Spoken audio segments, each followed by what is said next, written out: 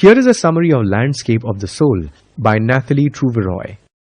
Landscape of the Soul by Nathalie Trouveroy discusses the differences between Western and Chinese styles of painting. She uses two interesting stories to introduce these styles. First, she talks about the last painting done by Chinese master painter Wu Daozi. Wu Daozi lived in the 8th century. His last painting was commissioned by Emperor Huangzong of the Tang dynasty. Daozi painted a wonderful landscape on a palace wall. The painting was hidden behind a screen so that only the emperor could see it. The emperor admired the forests, the mountains, the waterfalls, and the clouds. One day Daozi told the emperor that a spirit resided in the painting. He pointed towards a cave in the painting. Daozi then proceeded into the cave to show the way. But the painting closed behind him.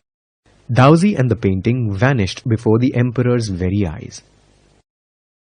In the second anecdote, Trouveroy narrates the story of a master blacksmith called Quintin Metzis. Quintin fell in love with a painter's daughter, but the painter would not accept him on account of his profession. So Quintin snuck into the painter's studio and painted a fly on his latest panel. The painting was so real that the master believed it to be a real fly. Quintin became the master's disciple and married his beloved.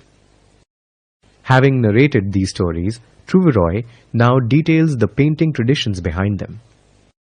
The Western tradition rests on creating a perfect imitation of the actual world.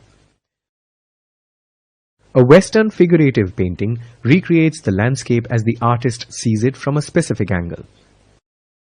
The Chinese tradition does not rest on a single viewpoint. Rather, the viewer can enter the painting from any angle. This is because a Chinese painting is a path to a higher spiritual plane rather than what is shown on the canvas. This notion is called conceptual space. The landscape of the painting mirrors the landscape of the soul. A Chinese painting requires an active participation from the viewer, especially when it is a horizontal scroll style of painting. When the viewer scrolls down the painting, he creates multiple viewing points. The painting is not fixed. Rather, it shows different landscapes as the reader moves from the beginning to the end. This is called shan shui. The two words mountain and water symbolize the two complementary poles of yin and yang. Yin and yang are central to the Taoist view of the universe. The mountain is yang, which reaches towards the heavens, and the water is yin, which rests on the earth. The harmonious interaction between the two energies is one of the fundamental philosophies of Taoism. But Trouveroy emphasizes on a third element, which is overlooked in general discussions on Taoist philosophy. This third element is the middle void, where the interaction between yin and yang occurs. We find a parallel of this concept in the Indian yogic practice of pranayama. The void is reflected in the white, unpainted space of Chinese painting. In human terms, man becomes the void, the conduit between the universe and earth.